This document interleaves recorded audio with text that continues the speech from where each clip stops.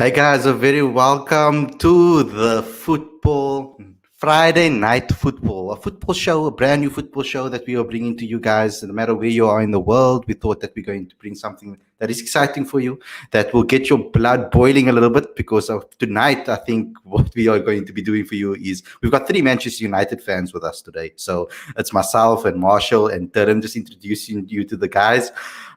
So we're going to be chatting about football, some in a different way, like how fans would speak about football, sitting around the table, sitting around a campfire, sitting around a braai, however you want to do it. Talk about football.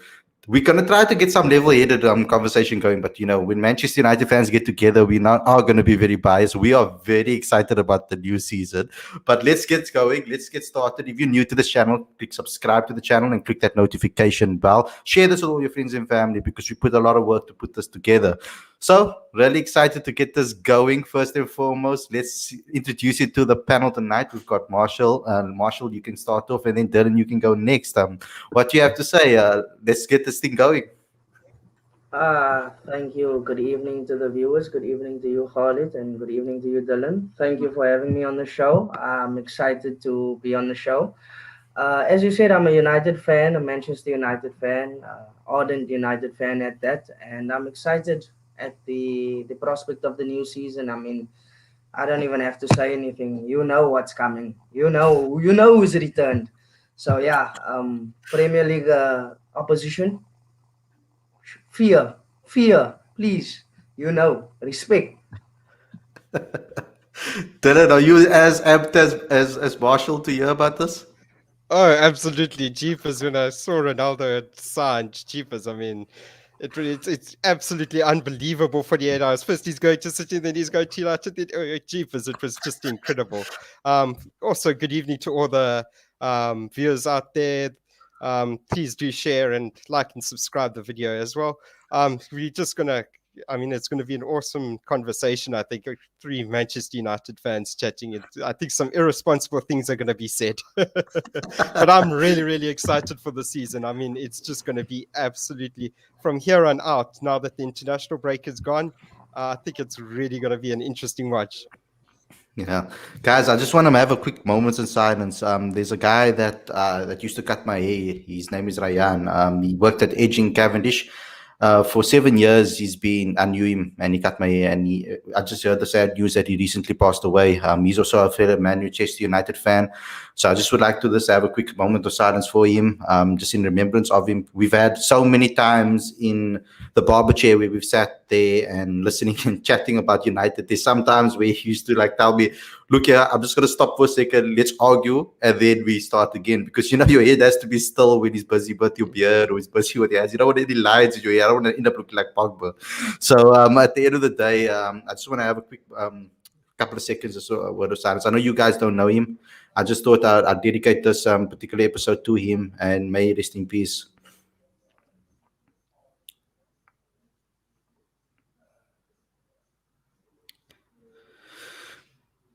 Okay, guys, let's get into the conversation. Now, look here, when Ronaldo side, let's just start with that, because I think for me as a United fan growing up, my journey into United, I want all of you guys to give your journeys, a little bit of your journey on how you became Manchester United fans. I think that would be something that will be interested in football fans in general. I think Marshall, you and Dylan maybe can give overview on maybe football in general. But for me, a young boy growing up in Holland, I saw a game, David Beckham, Tottenham. It was a Tottenham match to win the league. That curler in the top corner, that basically to win the league. After winning the league, he put Brooklyn on his shoulders with his medal. There was a particular poster like that. It was photographed, and my father got that for me. And instantly I was a fan of the number 7 and about David Beckham, and crazy about that. And that's how I became a fan of Manchester United ultimately. And then that poster actually got damaged in the trip back to South Africa, lost it, disappeared, damaged. So I don't have it anymore, which is unfortunate. But when I started watching football in South Africa, I only got glimpses of games. We only really got DSTV maybe in high school, 2006. So that was when Ronaldo was at his peak. But I remember for a short period in primary school, I did have access to MUTV on DSTV for a while. And that's where I saw the sporting game. And that's when I knew I loved United. And when I saw Ronaldo take that defense apart, I mean, I was like, who's this boy? And then I forgot about him because I thought, United's probably not going to sign him. We were in for Ronaldinho at the time. So that was a massive, massive signing. It would have been a massive signing for us. And then, Ronaldo ended up signing to United, got the number 7 shirt, and the rest was history. I mean, Ronaldo, really watching him play on the weekend, watching United, really took me away from a lot of stress and sad times, and took me really away from the hardships of life. A lot of sadness happened to me in around about grade 9 that I had to experience, and watching United on the weekend really took me away from it. And that's what football does to you. It makes you completely crazy about it. It's such a frenzy type of fanatical type of sport.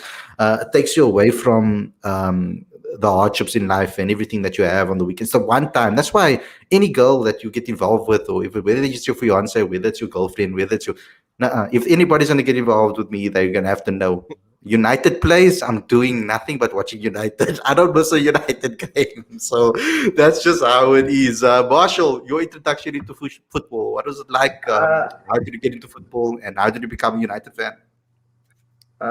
Yeah, just touching on what you ended on now. God forbid that you ever, your significant other is a Liverpool fan, Khalid, because that is currently what is actually happening in my household. I'm a United fan, and my significant other is a Liverpool fan. So yeah, you can imagine how that goes, especially the last few years. I mean, yeah, it's yeah. Anyway, I grew up in a household that was United crazy. I had heard about names and surnames of players that have never seen before, the likes of like Steve Bruce, um, getting older, Ryan Giggs, Paul Scholes, Roy Keane. These are all names that I had heard from my grandfather, my father, and later I was introduced to these players having watched TV. Honestly, the love of United was instantaneous. It wasn't, besides it coming from our family and stuff. Oh my word! I just saw that comment now. I just saw that comment now. At least Anyway, you tuned in. It's good. Supporting you on yeah, this is fine. I appreciate the support. It's going to be a long season, people. Anyway, yes, I fell in love with the team as immediately when I started watching them, and my personal favorite player growing up was Paul Scholes. Anyone that knows me as a footballer knows that yeah, I pretty much modeled my game on him growing up, and he's very much a player that goes um, unheralded, unnoticed. Mm. Obviously, like big fans, they will know the his influence at United overall. But I mean, if you talk about greats, if you ask the youngsters about greats and stuff, they're not necessarily gonna tell you like a Paul Scholes player. So that especially that duo, the Paul Scholes and the Roy Keane duo, Yeah. it stood the test of time for me, and for me, there's barring maybe Xavi and Andres Iniesta. That's a different type of midfield duo. I don't think there's a greater duo of midfielders, and I still hold Paul Scholes in that high regard. From the time that I was initially told about him or was informed about him, and yeah, I actually had the fortunate pleasure of watching him train when they came to South Africa and they played Kaiser Chiefs. Yeah. Honestly, I was starstruck. I got to see him up close and personal, and I got to watch him train. And I promise you, for that 45 to an hour, 45 minutes to an hour of training. He didn't lose the ball. He did not lose the ball. I kid you It's not. crazy. They played rondo games, they played small-sided games. He didn't lose the ball.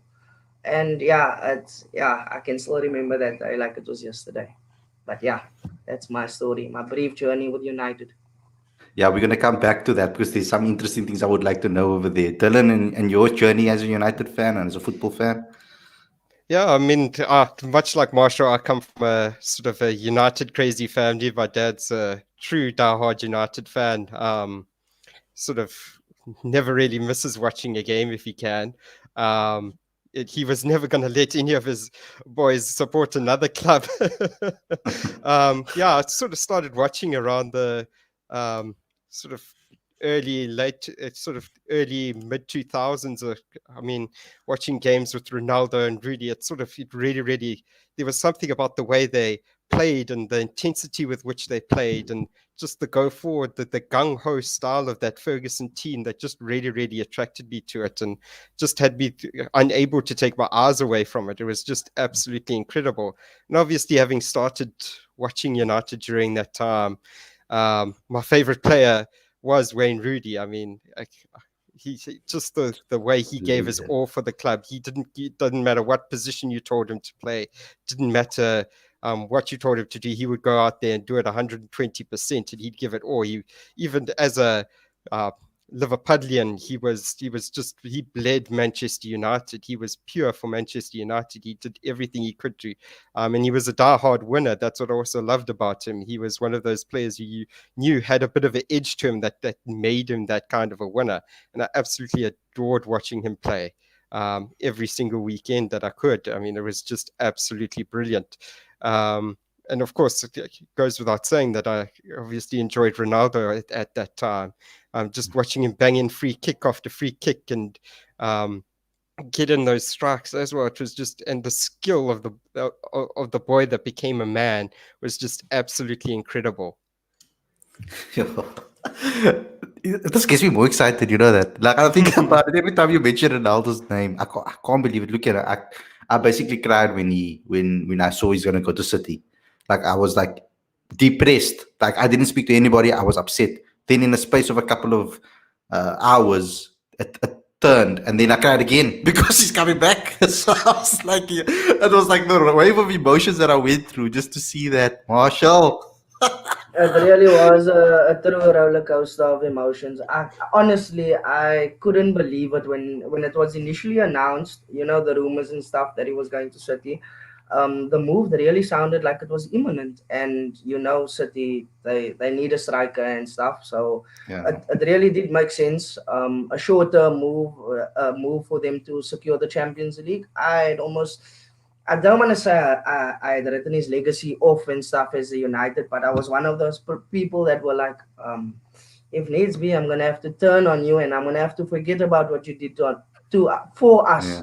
But yeah, I didn't even have to go there because actually, you know what led me to believe that there was a bit more going on in the background was Agent Rio Ferdinand. I was keeping a close eye on his social media channels, and he seemed to be quite cryptic about things. Like he was posting eye emojis and stuff. So I was like, no, something has to be happening here. And yeah, luckily I didn't take to social media to write off Ronaldo's legacy because he's So back home. I was like, you Ronaldo, if you leave, I disown you. Basically, I'm done with you. I was like, I said that, but at least I said, Especially to City, I was just like, no. you see that rival, Dylan. You don't get that rival. You don't get that feeling of rivalry in any other sport. I feel like in football, the rivalry of United versus Liverpool. You can be from anywhere in the world. Who's the team that you hate the most, Dylan? Yeah. Between City and Liverpool, City being a club funded in the way that it is, and then Liverpool just being Liverpool. Of course, you still have those annoying Arsenal fans who still try, even though they're sitting at the bottom of the table, they're looking like they're going to be relegated. They still try and compare their players to Manchester United players, which is kind of laughable, but at least you can laugh at them now. But honestly, It has to be Liverpool. It has to be Liverpool fans because they're now back on top. They're now there was a period where that rivalry is a little bit, it had faded a little bit when Liverpool was struggling. But now that they're back on top on the club, that rivalry is well and truly back. Let's try to make some sort. Okay, we know we have a major question that we're asking, and there's a poll that's currently going on it. Who is the best Premier League striker currently in the setup now? There's a couple of guys, but let's start with our predictions for the season, because I mean, we're lucky we're starting the show directly after international break. There's only a couple of games that have been played, so we basically fresh new in front of the season. Anything could happen. So let's start with our predictions. Marshall, if you can predict, I want you to give like your at least your top four, and just give a little bit about each side and what you think or what you're scared about when it comes to the opposition teams. Phew. Um, Let me give it some thought. I think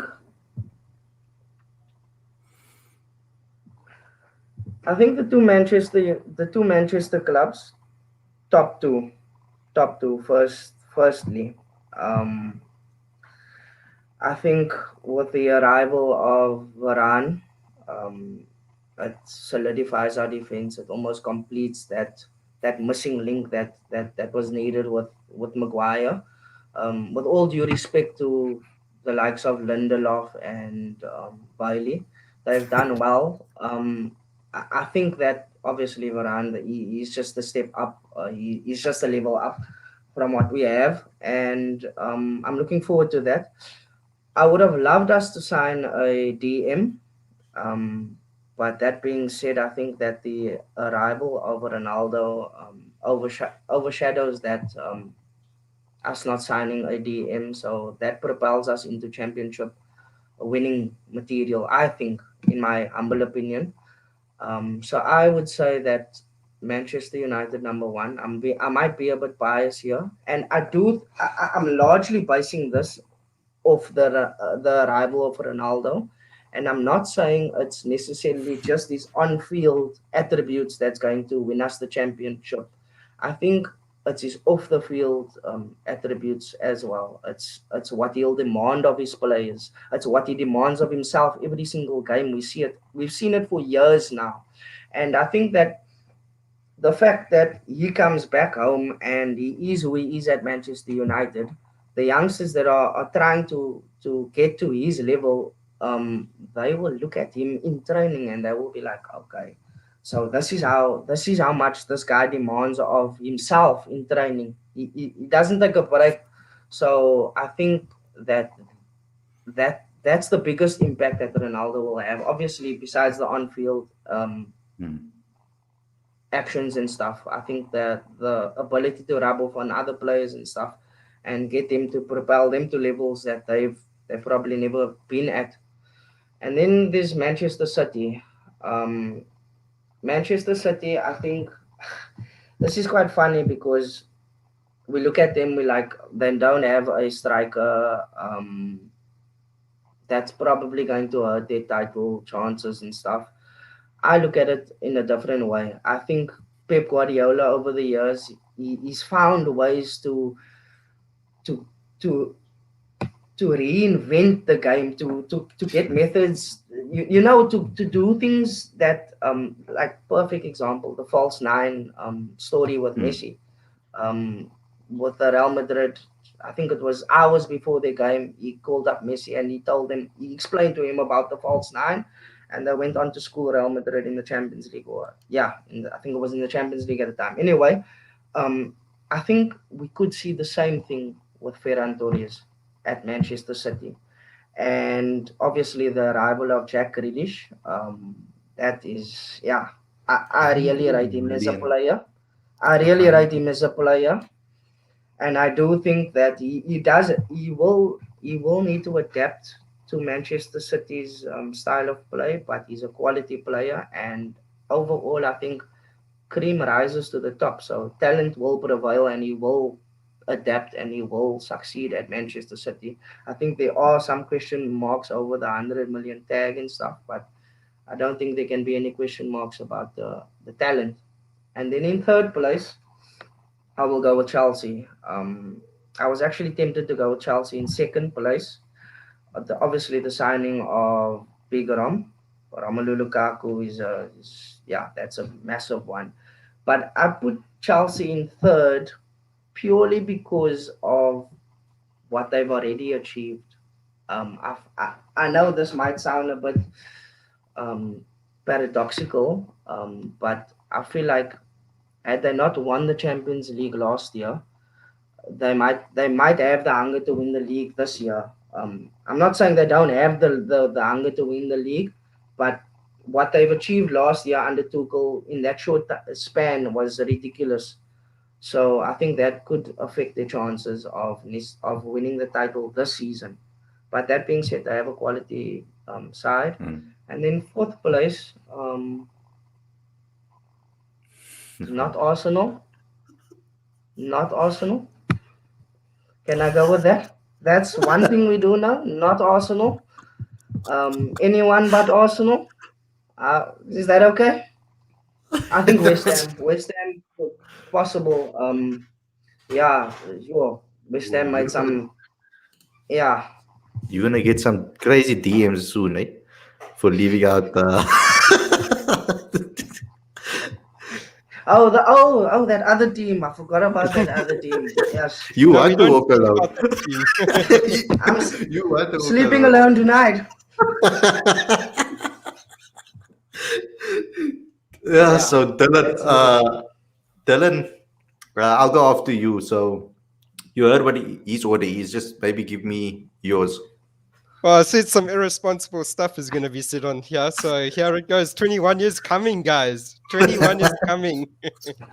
United are winning the league this season. I'm absolutely certain of it. United have to win the league this season. It's just a dream come true. It has to happen this season with Ronaldo coming back. Rashford we're going to be coming back from injury soon. You've got Sancho finally side. You've got an attack that rivals any in the world. Absolutely any attack in the world. It's just absolutely sensational. Forget what's in midfield. You got that attack. You've got that defense. That's iron cast with Champions League Varane signing. That the United are winning the league this season. Second place, I think it's going to be Chelsea. I think any team that finishes above Chelsea is going to win the league, and I think that team is going to be United. I think Chelsea have, out of all the teams in the league, they have the most balanced squad, if I can say that, especially after getting Saul Niguez on loan from Atletico. That's just a very good signing to just shore up their midfield. So they've certainly got a very balanced side. Kai Havertz is coming good now after his struggles last season. They've got Big Roman to solve their striking issue. So if United can win those two games against Chelsea, they've given themselves a massive chance of finishing top of the table. Then in third place, I think it's going to be City. City do have some very good players. They've got Ferran Torres finally scoring goals for them. But the big issue they're going to have, I think, is the fact that they don't have a striker. There's going to come a time where they might hit a run of injuries, and then they're going to be looking really short of depth. I think that striker issue is going to hurt them quite badly. They could always, when they did run into injuries before, you could always bring in a guy like Aguero.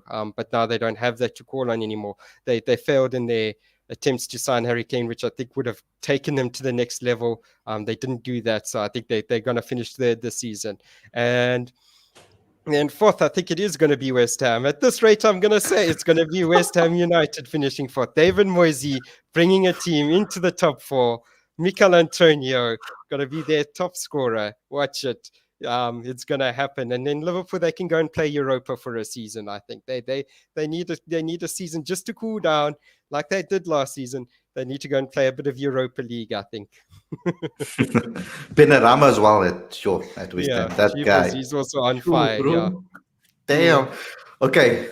Then I thought I was going to be the one that's going to be crazy about my predictions, but okay, it's just very hard for me to say, guys, because I have to think with my head and I have to think with my heart here. So when I think with my head, United can't win anything with Fred, bro. That's how I feel. United can't win anything with Fred in DM. Trust in the pastor, Fred. Trust in Bro, him. Fred is so shite. I can't watch it play. Like it's one of those things that irritates me. Like, I have a friend of mine that's also a massive United fan, but he's a lot more neutral when it comes to talking about things. He loves football as a whole, so he's more neutral when it comes to things. So we always have a chat about things, and he always like puts me right if I get a little bit too emotional about things or get too upset. But I promise you, in the last game that we played, right, I was messaging him after 6 minutes. Well, I think it was it was against Crystal Palace. Sorry. Yeah. Um, was it against Crystal Palace? Who did we play first? We played. Did we play Crystal Palace already? Right? I'm completely no, we didn't. So we played Wolves that lost. Right? Opening game of the series. Look here, Wolves. We played Leeds and then we played Wolves. Against Wolves, he wasn't at home at the time, right? He was away. So like he was busy handing up food or whatever. So he basically told me the story, and I hope he doesn't mind me actually talking about the story over here. But after 6 minutes, he asked my friend, like, what time did United kick off? Is it the early game or what happened? Like, so he's like, nah, it's evening, like 5 or whatever time it was in the afternoon. So then he says, but then why is my friend messaging me now already? Like about Fred. It was like 6 minutes in the game. I was complaining. I was like, what is Fred doing? Why can't he touch the ball? Why can't he pass? My problem is that the guy can't pass. He can't defend. He can't. Okay, maybe we can look at his defending. He's running off the ball kind of and maybe intercepting and stuff. But the basics, he can't do, man. So if we're going to play him, I really thought when Varane came in here, he's going to change United completely. Right? He's going to allow us to play a higher line. He's going to allow us to press the ball a lot quicker. He's going to allow us to be able to spread the pass from defense to attack a lot quicker. That was my whole vibe. And we saw that in his debut. We saw that against Wolves, that he did that. Right? But my concern was, did you see how Traore completely bullied Fred? Like he wasn't even there, man. Like I was like, what is going on here? Southampton is the other team, that we played. Right? Southampton is the one where we drew. Again, drawing against a crappy team. We should have been out of here with 9 points. Like I was like, what is United doing? Like this is probably the best chance for us to obviously have taken the maximum points. Okay, it's early in the season. Our next game against Newcastle, Ronaldo debut. I think Ronaldo is going to obviously lift the team. But my point is, if we can't get the ball to Bruno and Pogba in attacking positions, and they are coming into our box to come fetch the ball constantly because Fred can't transition the ball, that's a problem. And it wouldn't be a problem if Van der Beek plays or Free McTominay plays. Like we need to free Donny van der Beek. So because of our midfield struggle at the moment and that we don't know, I think Newcastle's going to open up our eyes a lot if Donny plays. If he doesn't play, then I don't know what Ollie's doing with regards to that. And I love Ollie. I'm Ollie inner. So if that happens, then I don't know what's going to happen with my support for the team. I'll always support the team till I die. I mean, my dream is to go live in Manchester United in Manchester one day. That's like my dream. Like that, really, literally, I'm trying to do everything in my power so that I can do that. But I don't think 21's coming this year. So I think that the most complete team is Chelsea. I think that the addition of a striker, which they didn't have, that can bang in the goals, changes everything with Tuchel the way he is. Kante is so amazing. They've got a good defense. They've got good wing backs. They've got a good... I think if Werner can play on the wing, that will be excellent. And Pulisic as well. I think, but Timo Werner, if he can at least be on the wing, he can create more chances than he scores. And Romelu Lukaku, I mean, we saw how he bullies defenders. Like, I think they will bully a lot of defenses this year. Maybe not United. I think United will play well against the big teams just because of that main mentality shift that Ronaldo brings to the team. But I think Chelsea goes first. I think United can beat City this year in the title race. I really think we can go second with the inclusion of Ronaldo. And it's because of the inclusion of Ronaldo. And also, I'm basing it on what Gary Neville said. Gary Neville was like talking big in beforehand. He also said, like, yeah, if United get a striker, then they win the league. That was his sentiments. But I wanted us to buy Kane. But then I'm like, but we did better than Kane, in my opinion. So we'll get to that debate later. So Ronaldo comes. Ronaldo gets us that extra goals. Plus, we still have Cavani. It's not like we lost Cavani. So that's a lot of goals but we need to get the ball to them. Then I think 3 City and I think 4 Liverpool. I just can't count out Liverpool under Klopp. Klopp is just, I don't know. I just think with the return of Van Dijk and a lot of their players being fit, I think Thiago Alcantara is going to come right in this team eventually. They shouldn't have sold Van Alden though. That's one thing I think they shouldn't have done. I think that's a massive thing. But if you've got Fabinho in the hole, you see, United's the only team that doesn't have that one DM that can sit in the hole. I'm hoping McTominay can do that role. Or from Donny van der Beek's interview with Rio Ferdinand, where he said he can play 6 or 8 for United. It's about what team you play for and what style they play. That's the position he'll play for. His position will change accordingly. So he said for Ajax, he played 10 because it suited their style, but for United, he'll play 6 or 8. So if he can play in the hole, because our defense is really good right now, I think that we can have a guy that can be a little bit more transitional in his play, pass the ball quickly. Then Pogba and Bruno can drop as 8s. They don't have to play as 10s. They can drop as 8s. And Sancho, because Sancho is like I call him a ghost 10 and a winger, because he drifts in, and the way he plays, pass and move, he could easily drift in and play behind a striker like Ronaldo or Cavani and pass the ball through to them. So we do kind of have that overlap diamond type of way where we play anyway. And then obviously you'll have your pace with Mason or with Greenwood, etc. I know I'm talking a lot about United, but I'm just very scared about Chelsea. Lukaku, though, there were some moments where you saw him still have that old Lukaku touches.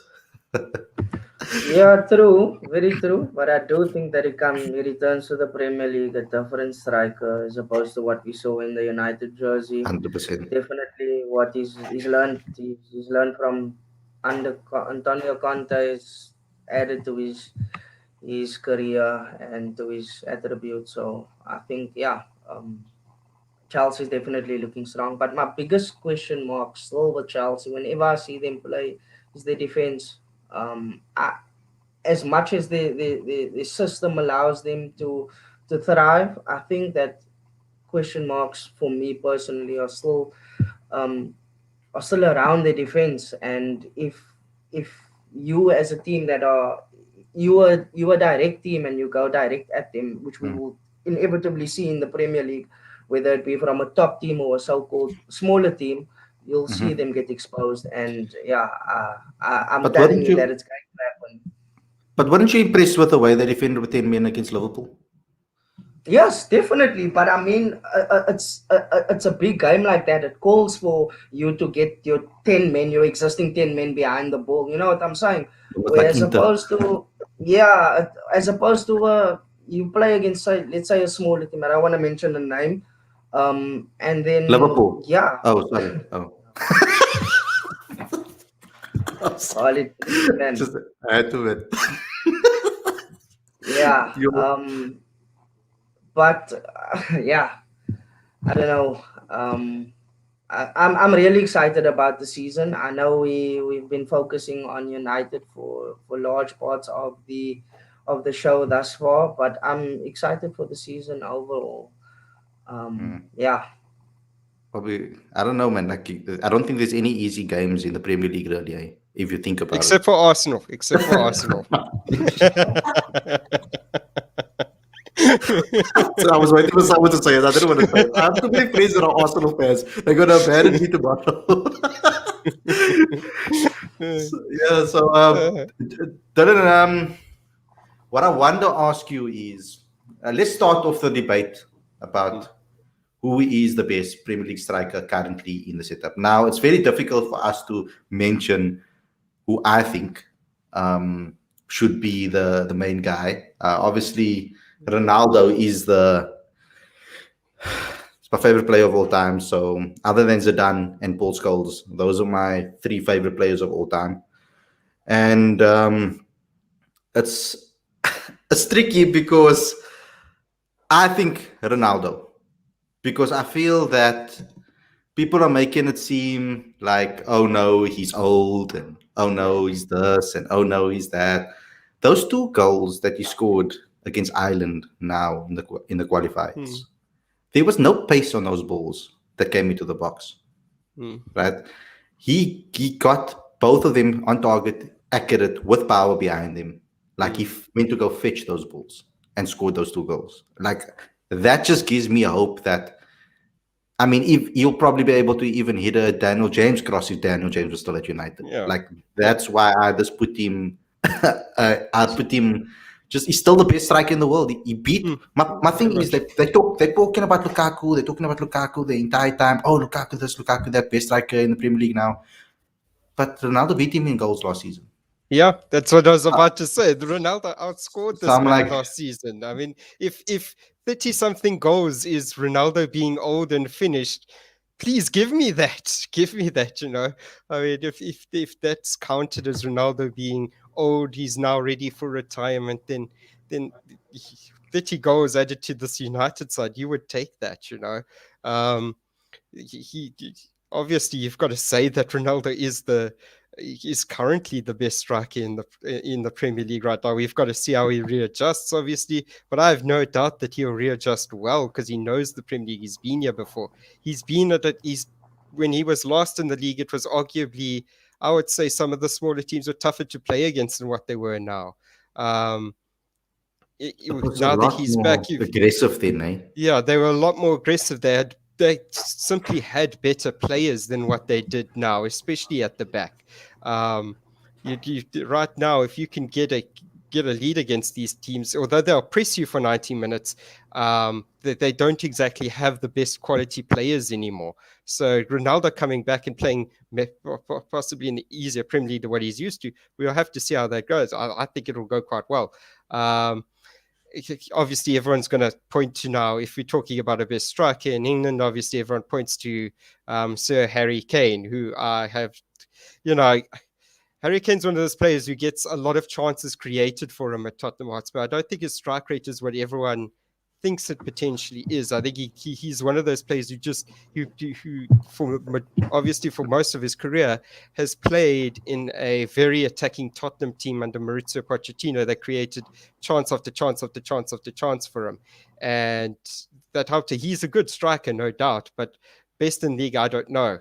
Then you have obviously Romelu Lukaku coming back. He gets a chance to show the quality that he has, and maybe prove some of his doubters wrong, because there'll be a lot of people doubting him from how things finished at United. He's clearly come back a different player in his mental space. Things didn't end well at United. For him, especially he's admitted that he wasn't in a good mental space towards the end there. He had clearly bulked up more than what a footballer probably should bulk up to be. And that affected his game. That affected how he would get into certain positions.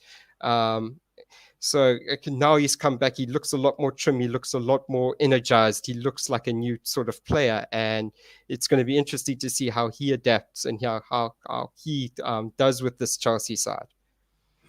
You know, I didn't mention this. Remember, I said striker because I didn't mention Mo Salah because he doesn't play striker. So I looked at a little loophole over there as well. Yeah, I mean, technically, if you're gonna go like that, I mean, Mo Salah technically plays as Liverpool striker. That's the way that they use him. Obviously, he and Sadio Mane, with Firmino as the false nine, Mane and Salah are kind of like their strike duo, as it were. Firmino's the one creating helping create all the chances for them, and Mane and Salah are the two trying to get into the box as much as possible. So you also got to go and say Salah is obviously up there as well. Marshall? Yeah, I think there are just two questions here from Keith in the chat. Marshall, one for you. Yeah, one for me. I'm a Manchester United fan, Keith. Now, The question: have you heard about the rumors of United signing 23-year-old Swiss centre back Eric Schan from Zurich? I haven't heard about the rumors myself. I don't think we will sign another centre back right now. With the likes of my God, I don't even want to mention his name. It's almost like Voldemort.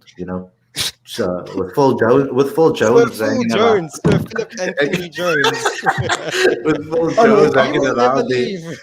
If we don't get rid of him, there's no chance of us getting another centre back because nobody he wants got all him. the money. Nobody wants him for the money, Nobody so wants him. and we still got Tuanzebe that must come back on Yeah, from loan. yeah. So He's and Mengi hopefully as the loan well. goes well for him. Yeah, Mengi as well coming back. Bro, I'm not worried about the future. Like yeah. No. the one thing that I love about United the most is the fact that we have a nice balance of youth and experience. But the youngsters that are coming through the system, my God, Ilanga, Charutire. There's a young lad, striker that plays. What's his name now? I think he Hugo, scored like not Hugo, the other one not Hugo. that plays. Yeah. So there's Hugo that plays Yeah. for the under 23s now, and he's an Yeah. under 18 striker.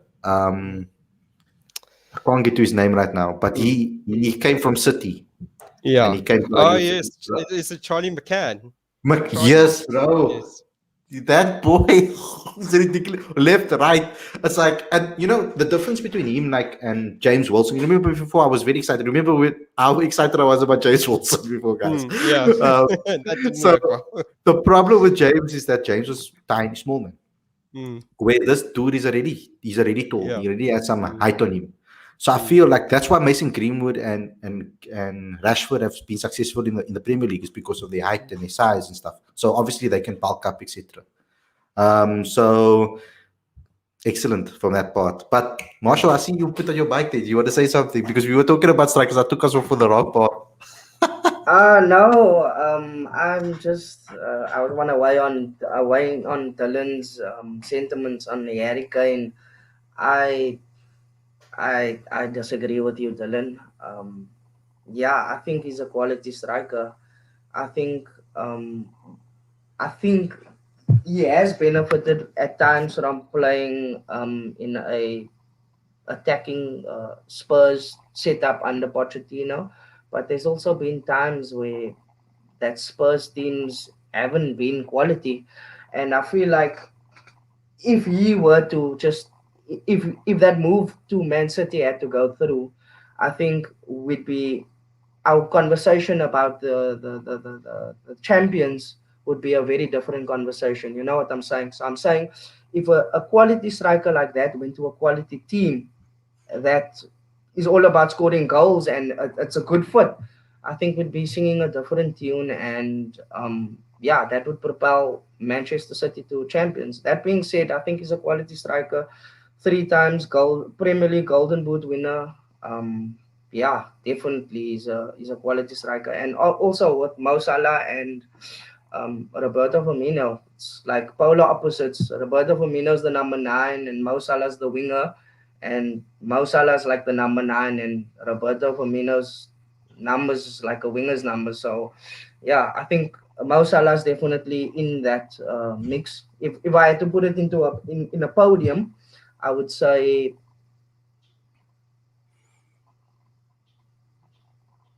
3 Rom Lukaku, 2 no 3 Harry Kane, 2 Mo Salah, 1 Cristiano Ronaldo.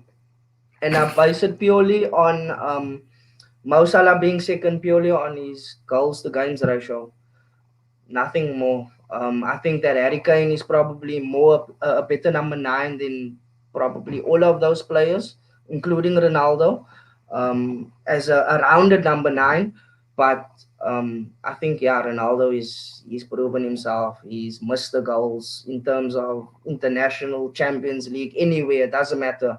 He's a goal scorer. He started off as a winger. He's proven himself. He's adapted his game to an absolute goal scorer, and yeah, that's why he goes number 1 on my list. But that being said, it's the Premier League again. That debate will come up again. Yeah. It's the Premier League. He's what 36 years of age. Is he gonna come to United and have the impact that everyone thinks he will have? I personally, I have the bias, so I do think he will have it. But yeah, like I said, it's not only about his on-field actions; it's about what he's going to be doing to his players, to his teammates off the field. How they're going to be inspired and what will follow from that. So yeah, I think we need to keep all of that in mind when we look at his impact. I mean, before Greenwood, Rashford, all of those guys would have looked up to, someone like Ronaldo and thought of, like this, played with him on PlayStation or whatever, or seen him or played against him. And now you're looking to your right and your left, and he's there training with you. So I know that Rashford went on to that similar training schedule like Ronaldo did, whatever, and they put him on the same training plan. Those were rumors were flying around. But now he's there training with you, giving you, eating his meals with you, doing his bench presses with you. Okay, I don't know if he bench presses, but doing his things with you. And when Ronaldo took off his top, his physique, Bruce Lee-esque. It's ridiculous at that age that he can look like that still. So, and it looks like he's more ripped than he was when he was at Juventus, actually. It looks like he put on a little bit more muscle. Ronaldo is just a born winner. And his mentality, the mentality he's going to bring to United. You're not going to see guys walk around in that field and slack now anymore. Ronaldo's going to have a go at you. If you're a footballer and you slack in this United team, then I'm sorry, you stop playing football. Because I can't agree with you enough. I heard, I think it was, I don't know who it was on Sky Sports speaking about that. I think it was Solskjaer, possibly in his press conference, and he was also hampering on that same point about how much Ronaldo demands of himself on a daily basis in training. And if the other players do not, they're not going to look into his eyes and be like, yo, I actually need to do more as a player myself. Then you need to go. You need to go. Not to play football anymore. Yeah. You're afraid, Kanalana, please. No. Let's talk a little bit of relegation. Norwich. Let's talk a little bit about relegation. Norwich and Arsenal currently at the bottom of the log, of course. Do you think it's possible? Let's just be real now. Let's be 100% honest here. Do you think it's possible for Arsenal to be fighting a relegation battle this season? Yes. There's a YouTuber, famous YouTuber on. He's called Lee Gunner. He's an Arsenal fan. I'm a big fan of the Football Terrace, etc. With Terry Flewers and them, and as well as Stretford Paddock, and yes, Mark Goldbridge too. But particularly, I'm a big fan of. I actually like the way Gunner speaks about his club, man. And I would like to actually hear how he speaks about other people's club. But he made a funny remark that I thought was hilarious. He said he's on load he's at load for City this season. But obviously, tongue in cheek, he said it. He said something along the lines of that. I don't want to misquote him completely, but like that's hilarious. Imagine if you were a club and you're supporting. My one friend is a Liverpool fan, and he always used to tell me when United were really struggling under Moyes and struggling, he used to tell me, "Here's the paper. Don't you want to sign here? Transfer quickly to Liverpool." I know how it must feel terrible to be an Arsenal fan right now. But is it possible, do you think, Dylan, for them to get relegated? Yeah. It's possible for any team to get relegated in this league. If you're not on it, Arsenal are in a bad place at the moment. Granit Xhaka tried to leave them to go to Roma. The move fell through. He got the captaincy armband right back. I mean, it's mismanagement to the nth degree at this club. You've got players that have tried to leave that are being brought back in, that are still being relied upon. You've got kids like Emil Smith-Rowe and Bukayo Saka who are being thrown in at the deep end and told to carry a team that's devoid of all leadership. You've got a manager in Mikel Arteta who's trying to plan for the future before he's actually got something going in the present. He's trying to make all these plans with future players, trying to buy players for the future, but he hasn't got players for now. that are going to carry them through. And they in that very difficult spot at the moment.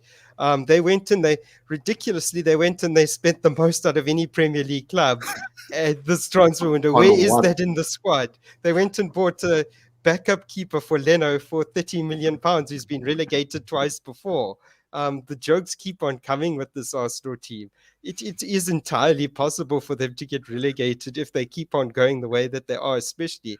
Obviously, if they are honestly desperate for Lacazette and Aubameyang to come back in. But even with Aubameyang, he hasn't been replicating the form that we've seen from him in his first few seasons at Arsenal. He looks a shell of that player. So it looks like it's mostly on Lacazette to be the leader in this squad and to carry the squad. They went and they signed Odegaard from Real Madrid, and that's the most Arsenal signing I can think for to solve their issues, because Arsenal made this mistake again and again and again. They've had like a whole defensive crisis, and they lack of leaders at the back. So what do? They go and they buy an attacking midfielder to solve that issue because they want to play pretty football.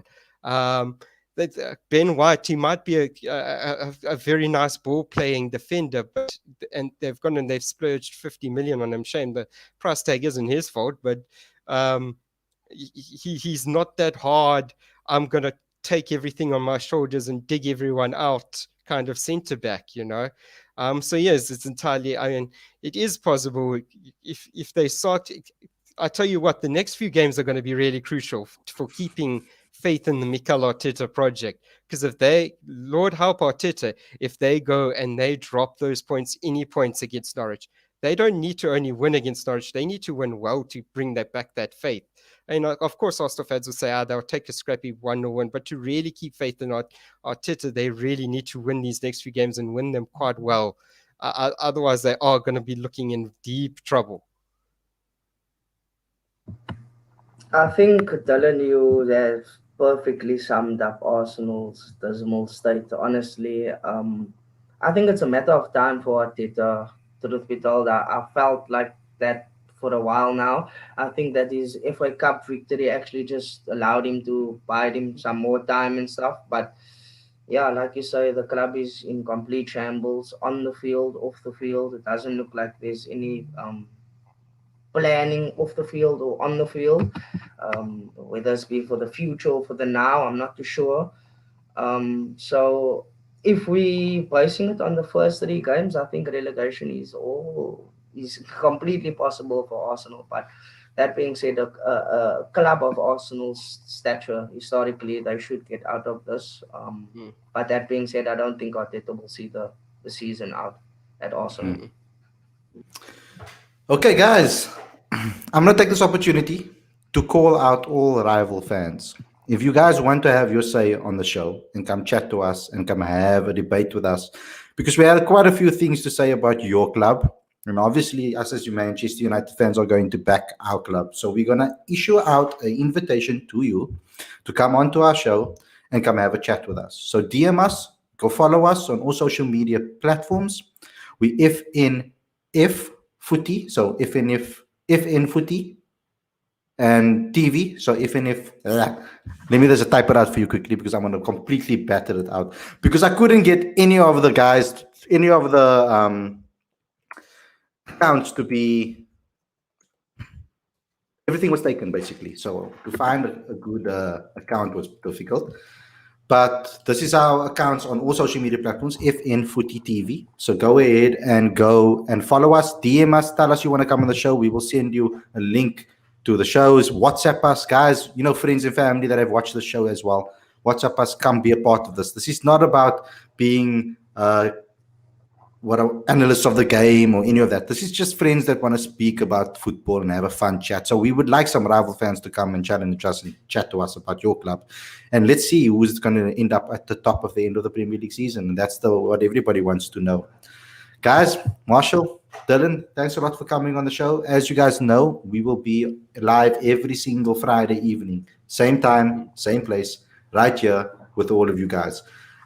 Marshall, Dylan, you can chill afterwards in the back end. I just wanted to have a chat with you before we obviously exit. But to everybody, thank you a lot for watching. Don't forget to smash the subscribe button. click that notification bell, smash that like button, share this with all your friends and family, and we'll see you guys very, very soon. Take care, everybody.